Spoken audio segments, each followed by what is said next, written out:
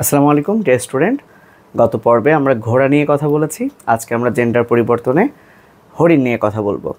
So আমি উপরে common, masculine এবং ফেমিনিন জেন্ডারের হেডলাইন দিয়েছি। তো হরিণ বলতে আমরা কি বুঝি? ডিয়ার। এবং আমরা কিন্তু ডিয়ার বলতে সেটা দূর থেকে তো আমরা দেখে বুঝি না যে এটা পুরুষ হরিণ না স্ত্রী হরিণ। আমরা হরিণ দেখলেই বলি এটা ডিয়ার। তার মানে ডিয়ার হচ্ছে আসলে কমন জেন্ডার, যেটা পুরুষ এবং স্ত্রী উভয়ের ক্ষেত্রে ব্যবহৃত হয়। এখন আসো, ডিয়ারের মাস্কুলিন 3টা ফর্ম আছে, তাহলে ফেমিনিনও 3টা ফর্ম আছে। একটা হচ্ছে বাক, এই বাকের ফেমিনিন হচ্ছে ডো, বারবার পড়বো বাগডো বাগডো বাগডো বাগডো। আরেকটা আছে হার্ট, আরটা উজ্জ্ব থাকবে, হার্ট। সো হার্ট হচ্ছে রো, খুব সুন্দর মিল আছে, বাগডো হাট্রো বাগডো হাট্রো হট্রো হট্রো বাগডো হাট্রো, রাইট।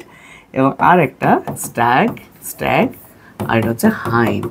তাহলে দেখো মোট ম্যাসকুলিন হচ্ছে 3টা, ফেমিনিন 3টা, আর কমন একটা। সো ডিয়ার আমরা সবাই উচ্চারণ করি, সব ধরনের হরিণকেই বলি। এটা হচ্ছে কমন, বাগডো হাট্রো স্ট্যাগ হাইন্ড।